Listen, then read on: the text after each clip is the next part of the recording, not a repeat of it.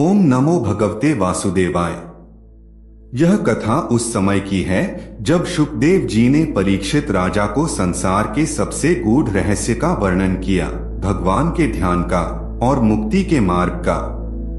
शुकदेव जी बोले, हे राजन, सृष्टि के प्रारंभ में जब सब कुछ प्रलय में नष्ट हो गया था, तब ब्रह्मा जी ने अपने हृदय में भगवान की धारणा की।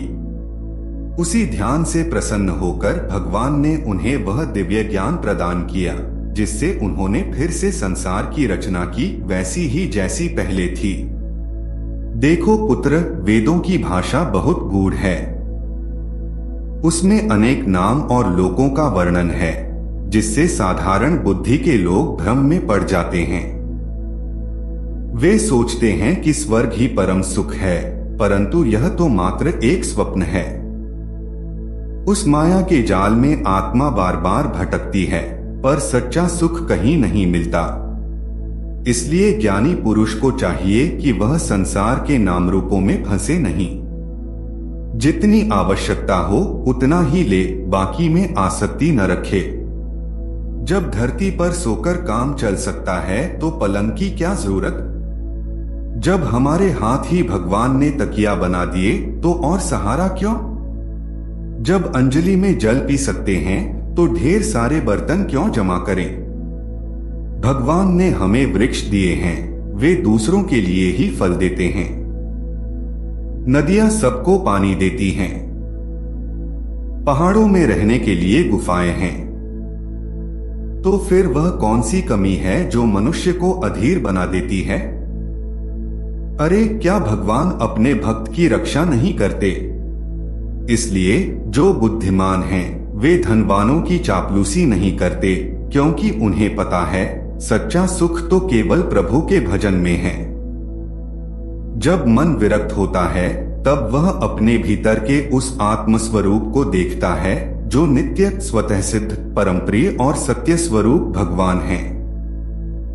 जो व्यक्ति दृढ़ निश्चय से उनका भजन करता है, उसके अज्ञान का अंधकार मिट जाता है और जन्म मृत्यु का चक्र समाप्त होता है। हे राजन, यह संसार एक वैतरणी नदी के समान है जिसमें असंख्य जीव अपने कर्मों के कारण दुख में डूबे रहते हैं। लेकिन जो भक्त भगवान का स्मरण करता है वह उस पार पहुंच जाता है। अब सुनो ध्यान की विधि। कुछ साधक अपने हृदय में भगवान के स्वरूप का ध्यान करते हैं। वे देखते हैं कि उनके 4 सुंदर भुजाएं हैं जिनमें शंख, चक्र, गदा और कमल शोभायमान हैं। उनके नेत्र कमल के समान हैं, उनका मुख मुस्कान से खिला है। उनके शरीर पर पीतांबर चमक रहा है, भुजाओं में स्वर्ण बाजूबंद हैं, सिर पर सुंदर मुकुट है और कानों में चमचमाते कुंडल हैं। उनके चरण कमल योगियों के हृदय कमल में विराजमान हैं। उनके वक्ष पर श्रीवत्स का चिन्ह है, गले में कौस्तुभमणि दमक रही है और वनमाला सुशोभित है।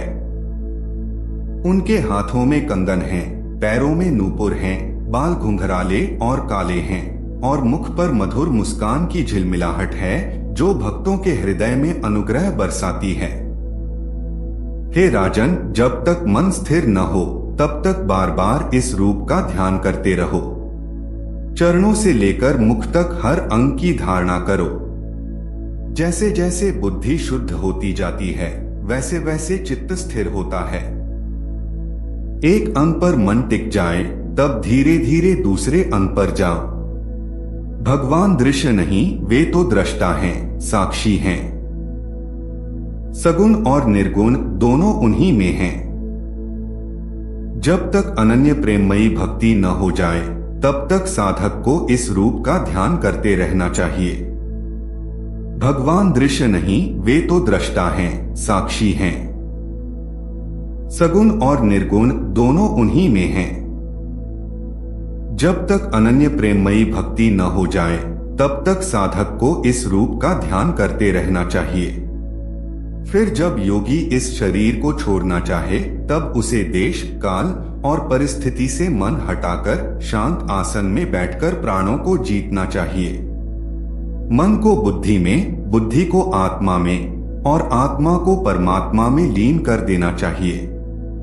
इस स्थिति में सत्व, रज, तम तीनों गुण लीन हो जाते हैं। अहंकार, महतत्व और प्रकृति सब मिट जाते हैं। हे परीक्षित, इस अवस्था में योगी यह नहीं कहते हुए सब भिन्न वस्तुओं को त्याग देता है और केवल भगवान के प्रेम में लीन हो जाता है।